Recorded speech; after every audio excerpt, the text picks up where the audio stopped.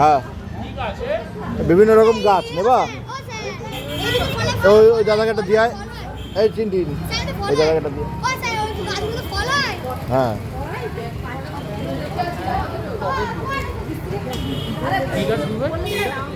বিভিন্ন রকম গাছ আছে,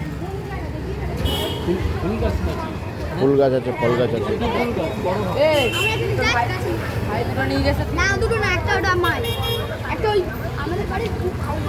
আর এই শেষ আর নেই।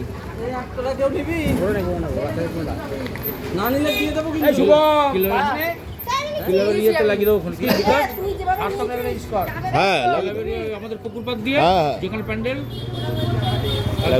পাশ দিয়ে লাগিয়ে দেবো।